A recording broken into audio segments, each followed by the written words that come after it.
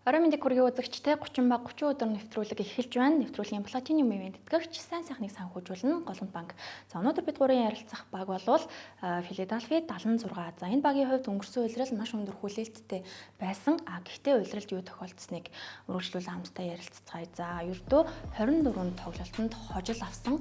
За бусад үзүүлэлтээр лигийн хамгийн муу 30 багийн сүүлээсээ 10-т чигссэн ийм улирал нь болж өнгөрсөн. Гэхдээ бэртэл гэмтэл бол маш их байсан байна. Жөөл Эмбидийн 90 үед ингээд плей-оффоос мултарч байгаа тохиолдол нь боллоо. Эмбид 63 тоглолтод чөөрч харахгүй л дээ.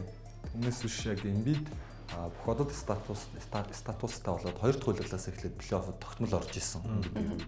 Анх удаага ямарчсан өмчсөн. Тэгээ үндсэн шалтгаан нь бол мэдээж яхахгүй гэмтлийн асуудал байсан. Тэгээд сүүлдээ хуулиалын 2 дугаар хасыг бол тэр чигт нь хайсан. Хаяхгүй хэсэг плей-офф плей-ины байрлалын төлөө хожих гэж хичээгээдсэн зорилго нь бол тэд плей-оффын эхний 6-аар драфтаар сонгохгүй бол эрхээ алдах. Драфтын эрхээ өөр багт алдах. Ийм аюултай нөхцөлөдөлтэй байсан учраас бас унахгүй нэг плей-оффд орчий гэдэг ийм бодолтой байсан. Тэгээд яхахгүй юм бид нэг эргэж ирэх гэж үзээ тэрний бүтлгүүтэй тэр нь хагалгаанд орохгүй бол болохгүй ийм нөхцөлөдөл дээр очсон. Тэгээд Эмбидэж мессеж хэлбэрт нь оруулъя. Пол Жоржийн гэмтлийг ч гэсэн ерөнхийдөө илаашуулах талаасаа бодъё. Тэгээд дээр нэмээд Макси ч гэсэн гэмтсэн.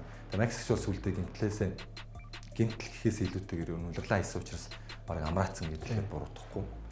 Одоо тэгээд их гурав гэж яригдчихсэн өнгөрсөн өдрөл дөнгөж эхэлж хахад маш их хүлээлттэй эхэлжсэн. Энэ гурав яах бол гэжсэн гурав маань хамтдаа 15хан тоглолтыг хийсэн байна. Эмбид 63, PG 41, Макси 30 тоглолт үзсэн өнгөрсөн жил. Ингээ бодохоор хамгийн бага үндэстэн л гэхэд баг өдрлийн 3-1-ийг бүтэн өнөрчсөн. Ийм байдалтай байна. Угаасаа энэ багийн амжилт бол түрүү эхний өсөлтөн дээр харагдсан шиг 24 хөө ажил авахаас өөр аргагүй л байсан. Тэгээд яг энэ гурвын гэмтлийг л яриад байгаа болохоос нь Андре Драмд гэмтлээ салаагүй, Кайл Лаури гэмтлээ салаагүй. Ер нь яг Ахмад бүрэлдэхүүн бүрдүүлсэн байсан.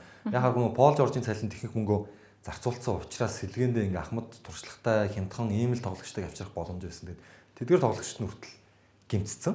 Тэгээ одоо бид нар сүүлд нэг ийм их гурвал бүрдүүлээд айхтар хүлээлттэй байж байгаа тэр гурав нь ерөөсөө хамт тоглож чадахгүй байсараа задарч исэн Бруклин Нетс багийн жишээ бол харсан. Тэгэхээр Фили дээр яг зөвхөн өнгөрсөн өдрийн тухайд бол яг л тийм үйл явдал тавтагдсан. Гэмтэл энэ багийн амжилтыг доош нь чирсэн. Түүнээс одоо баг жилийн өмнө яг 30 ба 30 өдрийн нэвтрүүлэг дээр ярьжсэнаа санаж байна. Филид бол энэ жил маш их итгэж байгаа гой бүрэлдэхүүнтэй болсон гэж ярьжсэн бол тод санаж байна. Харамсалтай нь тэр ярьсны тис эсрэг тал руу гэмтлээс болоод яваад өгсөн л дөө.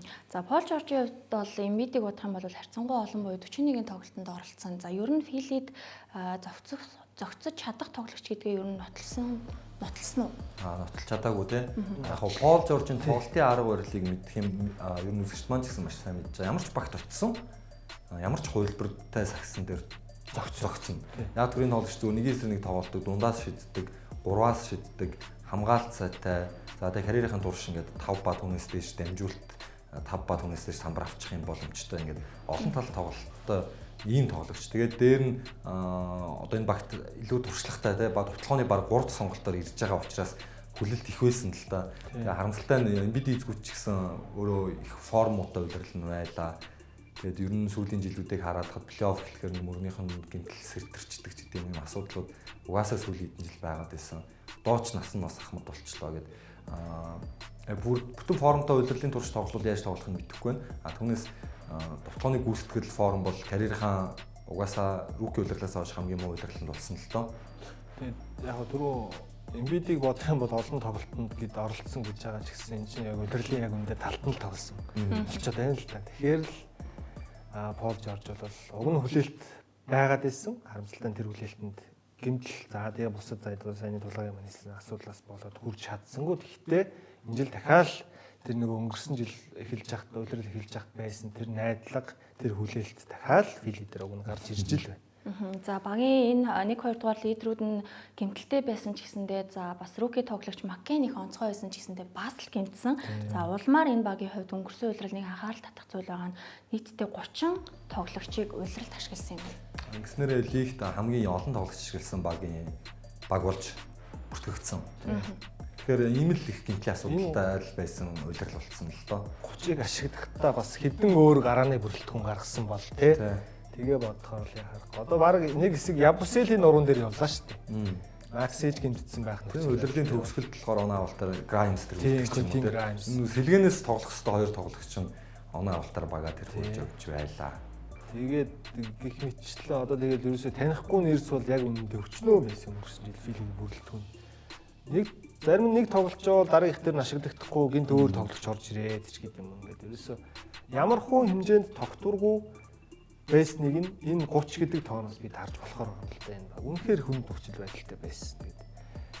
Хэдийгээр ийм муу өдрөл одоо яг ийм харамсалтай асуудалтай өдрөл байсан ч гэсэн яг одоо энэ шинэ өдрөл өмнө ирсэн байгаа энэ нөхцөл дээр бол дахиад өнгөрсөн жил байсан тэр хүлээлт миний хувьд бол видео дээр дахиад гарч иж байна. Ягаад тэгэхээр одоо энэ бэрхшээлийн төлөв бас нэг илаарч байгаа мэдээнүүд сүүлийн үед гарч байна. За тэгээд дээр нь энэ жилийн рүүки тоглогч нь бол үнэхээр гой сонголт. Унсан гэж бодчаар магадгүй дараагийн 10 жилд одоо Максигийн хамтаар багийн ирээдүй гэж яригдаж болох үс хэмжээний юм ур чадвартай хүлээлттэй байгаа тоглогч ингэж унсны ачаар ямар тач авлаа. Нэг өдрлийн өнгөрсөн өдрлийн баг хамгийн гэрэл гээгээтэй ганц мэдээ нь энэ жилийн драфтаар дээгүүр сонгосон явдал байв. Тийм Азар одоо 3-аар сонглоо тий. Гэхдээ яг хуу Азар гэхээс илүү угаасаа эхний 6-аар сонгох магадлал хамгийн олон хожигдсан 6 багийн нэг нь байсан. Тийм дэж хамгийн өндөр магадлалын суглааг авцсан байсан. Тэр дундаасаа бүр 4-оор биш 5-аар биш бүр 3-аар сонгогдсон нь тэдний хувьд одоо хамгийн олзуурах хуршилтай зүйл нь л байлаа да. За ирсэн тоглогчид бол мэдээж маш их анхаарал татж байгаа. Гэхдээ үүний өмнө явсан тоглогчдыг харцгаая 3 тоглогчийг бол багасаа хассан байна. За тэгээ Jared Butler угаасаа гэрээнд босоод явсан. За тэгээ Ricky Council багаас хасагдсан. Уг нь бас Council-ыг нэлээд ашиглах гэж боломж олгох гэж үзсэн. Тэгээд одоо ээж ком ирчихээр. Тий яг энэ байрал дээрээ тэгээд хэцүү болоо. Өвбрэч байгаа ч гэдэг. Council нэг Grimes байгаа ч гэдэг юм. Тийм муу биш байсан шүү дээ. Тийм бас нэг минут өгөөд бүгдээд хийсэн. Тэгээд Вилигийн цааш дээрээ байсангүй. Тэгээд Ябусел бол Европ руугаач буцна гэж нэг юм яригдж байгаа. Тэгээд ямар ч сан X-тэй гэрээ байглаа. Өнгөрсөн жил харин Embiid-ийн гэмтэл Paul George, Maxi-гийн ер нь энэ гол тоглогчдын гэмтэл Ябусел олон минут тоглооны эрх мэдлийг өгч чадсан. Тэгээд Ябусел өөрийгөө харуулж чадсан. Евролиг руу явцсан гэсэн хүн шүү дээ. Тэгээд энэ жилийн X-тэй гэрээ хийсэн энэ шалтгаан ч гэсэн өнгөрсөн жилийн ер нь Филигийн тоглолтын ач хавьяа болж иж Embiid-ийн тоглож дахиж өөр баг дээр очиж үлдэж байна л да. Түүнээс биш Ябусел өнгөрсөн жил Фили тэгж гэмтэл байгааг бол минут тэгж их олдохгүй. Тэгэхээр магадгүй энэ өдрөл Ябусел буцаад Евролиг руу явах байсныг ч үгүйсэхгүй. Филигийн хувьд энэ 100 мөн 4 тоглогчийн гэрээг сунгасан байна. За онцлох юм бол Quentin Grimes 1 жилийн 8.7 сая төгрөгийн сонголт хийсэн. За маш их анхаарал татж байгаа тоглогч өнгөрсөн үйлрэлч гэсэндээ тэдэнд хэрэгтэй гэдгээ бас нэг нотолсон үйлрэлийнх нэг байлаа тийм ээ. Нэг qualifying offer буюу нэг юм бэлэн угаасаа ийм л гэрээ өгөх боломжтой гэдэг 1 жилийн юм гэрээ байсан. Тэгээд тэрийг нь бол өгсөн. Уг нь яг хав Grimes өөрөө нэлээд том зүйл хүсчихсэн баха. Хүсчихсэн. Тэгэмдээч одоо саяхан л гэрээг сунглаа шүү дээ. Гэрээ сунгах сүүлийн өдөр хүртэл сунгахгүй хүлээсэн. Тэгээ яг сүүлийн өдрөө сунгахаас өөр сонголтгүй болоод сунгасан. Grimes дөөр баг бас сонирхож санал өгсөнгүй. Тэгээ юм шиг байна. Харин тийм заавал нөгөө багада 3 жилийн жилийн нэг 20 сая долларын гэрээ хүсээд байсан л да Grimes. Аргагүй ингээд 22 орчим оног дундчилсан. Гэтэ одоо манайхны хэлдгээр бурхан газрын бум галзуурн гэсээр яах аргагүй довтлооны өөр тэгж одоо Grimes-аас илүү ур чадвартай бүрэлдэхүүн байсангүй л дээ энэ 21-ийн тоглолтод нэг талаараа. Гэхдээ яг зүгээр магтууштай зүйл нь бол энэ довтлооны гүйцэтгэх зүйл үнэхээр супер байсан. Тийм шийдэлтэй оролтоор ямар байдлаар оноо авч чадчихсан энэ залууг бол. Тэгээд яг нөхцөлөдөл дээр өнгөрсөн үйл шиг мэдээж 20 оноо дундчлах боломжгүй ч гэсэн гарантцсан сэлгэнээс ч тоглосон ер нь бол сул тавил шидчихдэг. Тэгээд байрал дээрээ ч гэсэн боломжийн нуруутай ийм тоглогчийг 8 сая доллараар аваад үлдэнэ гэдэг бол багийн зүгээс бол ашигтай. Тийм. Сэлгэний ер нь бас оноо эрэхтэй үед өөрөө яг ийм ISO тоглолтоор оноо явуулчих хэмжээний ур чадвар бас харагдаад байгаа шүү дээ. Тэгэхээр 8.7 саяд бол хангалттай нөлөөг үзүүлчих чадвартай тоглож байгаа. Харин Фили энэс илүү мөнгөнд төлсөн бол бас эвгүй. Тийм. Гэхдээ энэ 8.7 саяыг өгж байгаа нь өөрөө маш зөв шийдвэр. бас ашигтай Филил ашигтай юм болсон гэх үү дээ ер нь. Лидерүүдийнхаа эзгүүд боломжоо маш сайн ашигласан тоглогч. Ирсэн тоглогчдыг харцгаая. За драфтын 2 сонголтыг хийсэн. За мөн энэ оны драфтыг бас онцгой гэдгийг бид үлрэл хийснээс хойш дурдж байгаа. За энэ тоглогчийн хувьд драфтын тайлан ч гэсэндээ маш сайн юм байна л. Одоо ер нь миний л хувьд энэ одоо зуны лиг улирлын өмнөх тоглолтуудаас за залуу ялангуяа драфтын дээгүүр сонголтууд дундаас хамгийн онцгойлж харж байгаа хоёр л тоглож байгаа. Нэг нь Ace Bailey, нэг нь VJ Edgecombe байлаа. Үнэхээр одоо яг байрал дээр бол хизээ язааны бүр NBA-д олон жил тоглолцсон юм шиг юм гоё тоглолтууд. Яг нь мэдээж улирлын өмнөх тоглолтуудад ингэж тоглож байгаа хүмүүс улирлд шал өөр тоглоод явцдаг тохиолдлууд зөндөл байдаг. Итгэлтгүй гэсэн үнийг талаараа. Гэхдээ Edgecombe-ийн тоглолтын арга барил тэр хамгаалтан дээр үзүүлж байгаа байдал, тэр дайчин өөртөө итгэлтэй байгаа тэр байдлууд бол үнэхээр таалагдсан. Маш гоё энэ сонголт болсон. Зөв нэг яг одоо байрал дээрээ жоохон нуруу намтай санагдсан. Метр 96 гэхээр яг Dwayne Wade шиг өндөртэй. Гэхдээ одоо энэ чинь 20 гараа явж байгаа 20 үрж байгаа тоглогч бол дахиад өсөх боломжтой учраас метр 98 болоод Jordan шиг, Kobe шиг нурууны өндөртэй болчиход бол үнэхээр гоё сонголт болсон. Тэгээ 2.1 бөмбөг таслалт гэдэг үзүүлэлт юм шүү дээ. Тэгээ яхахгүй энэ драфт ангиас хамгийн сайн хамгаалтын потенциалтай тоглогчтой нэг ялангуяа нуур чугамнасаа тий. Тэгээд Edgecombe-ыг сонгох хүртэл ер нь драфтын цугларалт хүртэл Ace Bailey таамаг ихнэр бол үзчихсэн. Учир нь 4 номер дээр угаасаа хүн дутуу хөнгөө байгаа. Тэгээ Paul George хүртэл 4 дээр тогломоор байна гэдгийг илэрхийлээд байсан. Хүчээр тоглуулад байсан ч гэдэм. Гэтэл тэгээд цугларалтан дээр зүр Ace Bailey-гийн бие авч байгаа байдал бол үнэхээр олон багийн сонирхчихсэн төр сонирхлыг үгүй хийсэн л дээ. Ace Bailey ч бүр нэгээр гэж яриад байлаа шүү дээ. Баг нэг хэсэг. Эсэргээр харин зүр Edgecombe очсон баг болгондоо таалагдсан.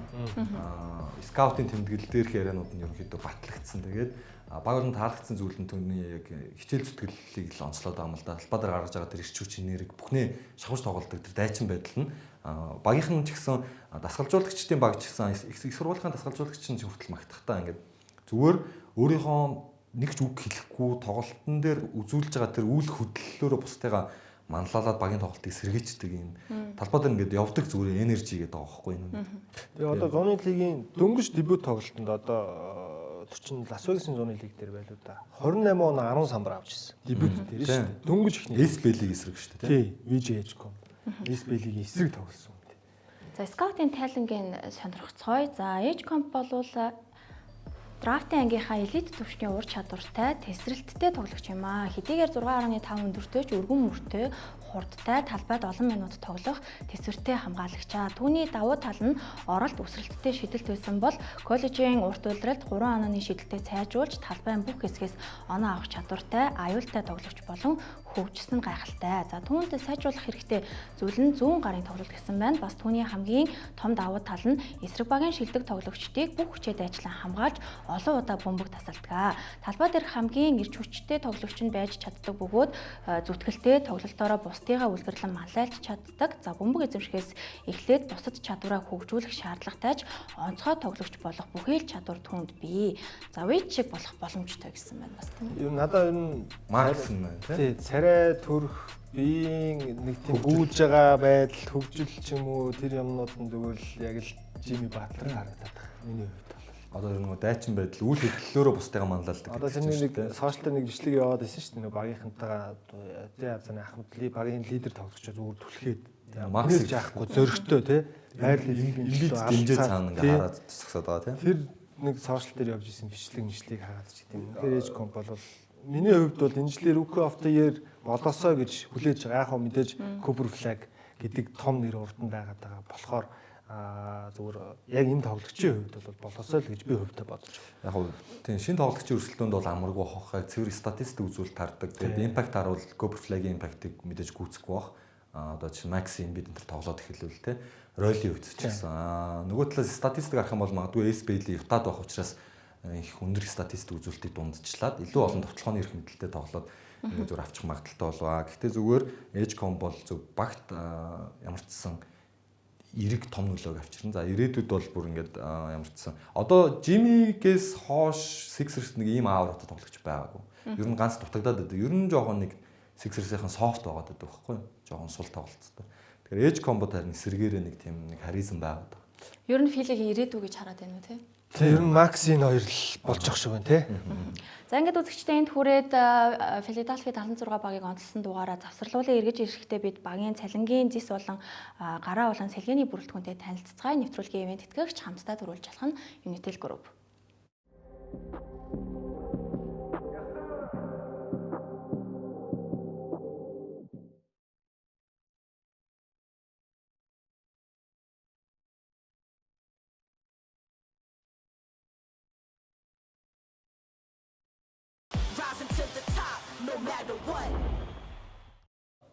Эргэн тавтан морил үзэгчдээ бид Филадельфи 76 багийг онцлсон дугаараа хүргэж байна. За үргэлжлүүлэн цалингийн зэстэй танилццгаая.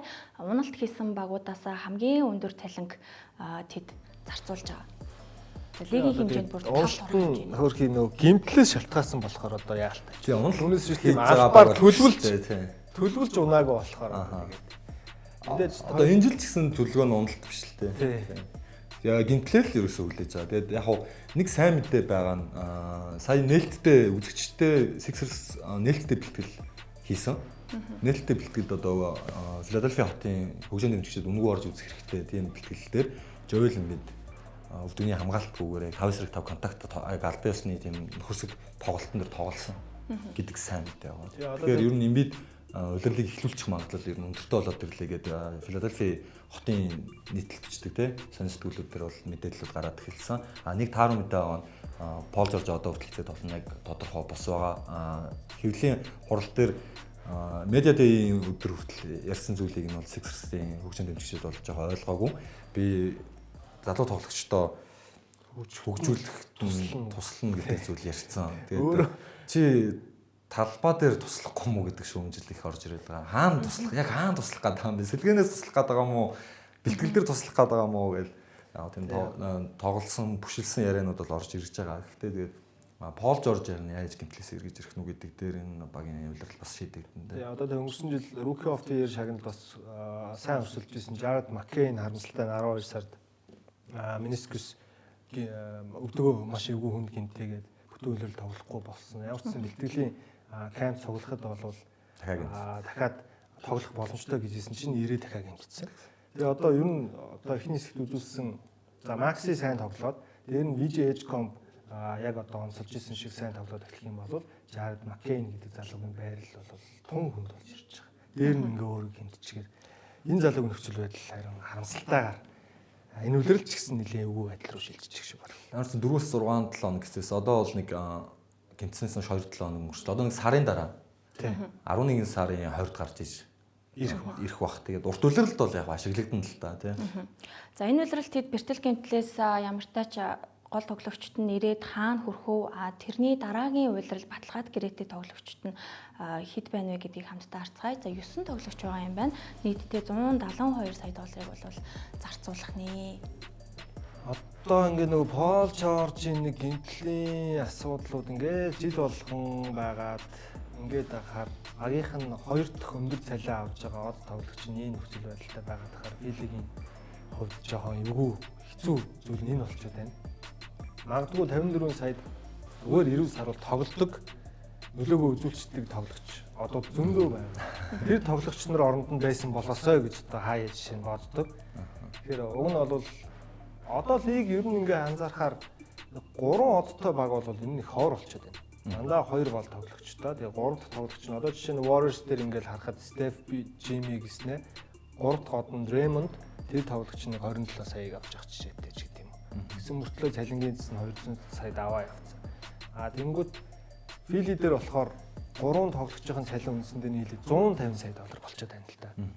Тэгэхээр нөгөө сэлгээгээ зузаан бүрдүүлж удиралд ингээд цаашдаа плей-офф хол явахад сэлгээгээ зузаан байлгах шаардлага үүсэж байгаа. Энэ дээр яг нөгөө өнгөрсөн үлрэлийн Филиг нэг санхүүгийн талаас бас жоохон хүнд нөхцөл байдалтай байсан учраас нөгөө ахмад тоглогчтой нэг жилийн баг түнтэй гэрээ өгөөд тэд нэг ингээ гимтээд тусуулж чадахгүй байгаад байсан шиг тийм үйл явдал одоо 26 27 оны үлрэлийн энэ гэрэн дээр ч гэсэн бас харагдах болчиход байна. Тийм одоо энэ жил яг Пол Жорж гимтээд ингээ дахиад өнгөрсөн үлрэлчгээ таараа тоглоод ч юм нөлөө үзүүлэх бол дараа үлрэл дахиад ингээд тоглохоос өөр сонголтгүй болчихсон. Харин тэрний дараа үлрэл бол салж болно. Тэгэхээр ингээд Фили одоо ерөөсө 2 жил яг энэ Пол Жорж Макси Эмбид гэсэн гурвал аврагын төлөө дайрах зүгээр боломж нь 2 жил л байгаа. Бодит байдалтай гэхдээ гэмтэл байгаа учраас яхаарахгүй аврагын төлөө ярианаас хүртэл гарцсан байна. Тэгээ өнгөрсөн үлрэлийн хүлээлт байхгүй болцсон байна. Яг сүүлд Чарлз Баркли ирүүлээвэл энэ баг Нью-Йоркийг хожиж чадчихаар харж байна гэдэг яриаг өгснөөс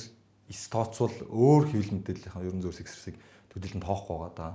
Тэгэхээр урт улирал эсрэг гэмтлээс эргэж ирээ хожоод эхлүүл өсөөсөйгөө ярианд орогдно. Тий, яа харахгүй Барклигийн хэлдэг ч үнэн. Угаасаа энэ жил дорн бүс нэг юм цоорхоо гарч ирчээд нь шүү дээ. Уг нь тий нэг цонх үүсчээд байна. 4-5 баг л байна тий. Тэгэхээр Кливлендийг, за Нью-Йорк Никсийг ч гэдэг юм уу. Орландо Мэжик ч юм уу. Атланта ч юм уу, тий. Детройт ч юм уу. Тий, одоо Детройт Орландо энэ 5-6 л баг байна шүү дээ. Тэгэхээр энэ 5-6 багаас нэг хоёрын л хожиход ингээд NBA финалд ч юм уу бүсээ аврагын төлөө тоглох зүгээр боломж байгаа гэж байгаа. Гадаадд ч тэр Нью-Йорк Кливлендүүл гэдэг яриа хамгийн их гарч чадсан шүү дээ. Орлондоо хүртэл оруулахгүй байгаа тий тэр ярианд. Тэгэхэд чинь ийм л хоёрхан өрсөлдөгчтэй мэдлэг Фили харагдаад эхэлж байгаа байхгүй. Тэгэхээр өөрсдөө л одоо энэ гэмтэл бэртэл гэдэг асуудлаас хол байгаад потенциалдаа яг энэ хүлээлтэнд хурж тоглож чадах юм бол Филид уг нь гоё цонх гарч ирж байгаа жил байж бас болохоо л харагдаад байна. Гарааны бүрэлдэхүүнийг хараад ярилцаад явъя гэж бодож байна. Эрүүл эвэл Никсийг хожихоор харж байна гэсэн ярилцлагыг өгсөн байна. За энэ гарааны бүрэлдэхүүний сул тал нь юу вэ? Одоо энэ Эмбид ч юм уу, Пол Жорж ч юм уу гэмтлээсээ эргэж ирлээ хуучин шиг нөлөөгөө үзүүлж чадах болов уу? Одоо харин энэ үлрэлэл харна да. Яг уу. Чадахгүй ч Эмбид бол зүгээр эрүүл тоглохоороо бол статистик бол яг л хийдэг. Би зүгээр Пол Жоржтэй л эргэлзээд идэг болчлоо сүүл хэдэн жил. Үнэхээр тэр нэг мөр бол энэ шийдэлтэнд нөлөөлөд ах шиг байна. Тэгээ тийм баталгаатай шийдэгч бас биш болж хөрчөөд байна. Хуучны Пол Жорж биш болчоод байна. Зүгээр яг энэ гараан дээр би зүгээр нэг өөрчлөлт орж бас магадгүй гэж бодож байгаа нь Келли Упре магадгүй гараа руу шилжиж болох болно. Грайнсийн оронд. Тий. Тэгээ Эжком Максикс энэ урд чугны энэ хоёр бол солигдчихгүй. Орлуулшгүй хоёр тоглогч болох болов. Ялангуяа Эжком бол Максик ч угаасаа тэгээд Филид орлох боломж байна. Одоо зүгээр яхаа уг нь юм. Одоо Келли Упре гарсан ч бай, Грайнс гарсан ч бай, нөгөө л нэг 4 номерын асуудал байгаа. Тий. Түүнээс биш ингээд гараан татдаг ярих юм бол тавуулаа 3-аас шидэж чаддаг. Тий.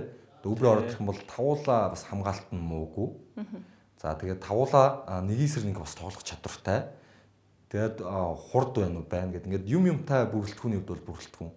Гол асуудал нь харахгүй энэ 4 номер л болчиход байна л да. Ер нь Грайнс Өврөө хоёулын сэлгэнээс тоглуулад Пол Жоржийг үндсэн 3 номер дээр нь тоглуулад 4 номер дээр боломжийн гарааны яг юм чадамжтай хэрвээ тоглогч зүгээр байж чадвал уг нь илүү л аюултай бүрэлдэхүүн болно. Тэгээ одоо ядч түрүүний нөгөө эхний хэсэгт харуулсан Ябусел жишээ нь байсан бол яг 4 номер дээр гаргаад зарим тохиолдолд ашиглаад яг нь уруу намж гэсэн бие үцээтэй учраас бас байж болох боломжийн сонголт байх байсан баг. Тэгэхээр яхаар гурлагийн хэлсэнтэй санал нэг энэ өршин давтагчийн байрал дээр л энэ баг хитрхи сул болчих шиг л харагдаж байна. Тэгэхээр магадгүй ингээд Эмбид, Макси, та Пижи ингээд бүгд удирдлагын эхнээс эхлээд ажгүй тоглоод яваад өвөл нэг 12 сар 1 сартай золгочих юм бол тэр үед харин 4 номер дээр солилцоо хийгээд хүчээ зузаадах боломж бол байгаа хаа. Тэгж чадахгүй удирдлагын эхнээс ингээд дахиад нэг өнгөрсөн жилийн шиг гэмтэл бэртэлтэй таарлаад эхлэх юм бол тэгээ нэг солилцоо хийхгүйгээр удирдлагыг дуусгач магадлал боломжтой байх.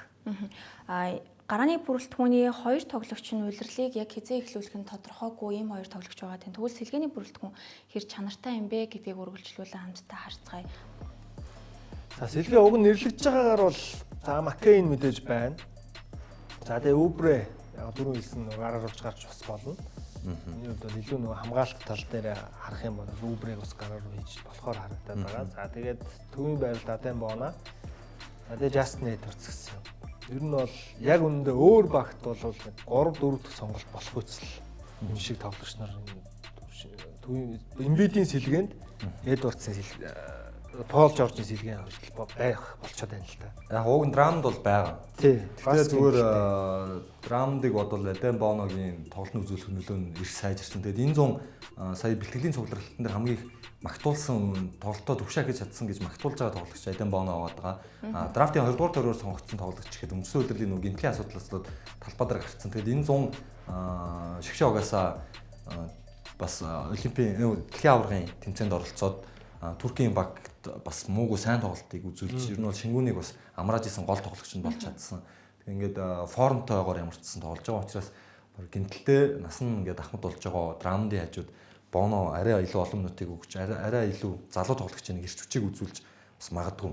Тийм тэгээд сая хэлсэнчлэн нөгөө Европт бас яг эдгээр ингээ Африкаас гаралтай тоглогч гэсэн, нэгэр гаралтай тоглогч гэсэн Европын шагсан хүмүүсийн бас тоглолтыг мэдрээд илүү юм систем тоглож чаддаг болсон. Зүгээр нэг ийм хүчтэй те ийм төвийн тоглогч биш. Одоо бид нар өмнө нь дугаарууд дээр ч гэсэн харж ирсэн.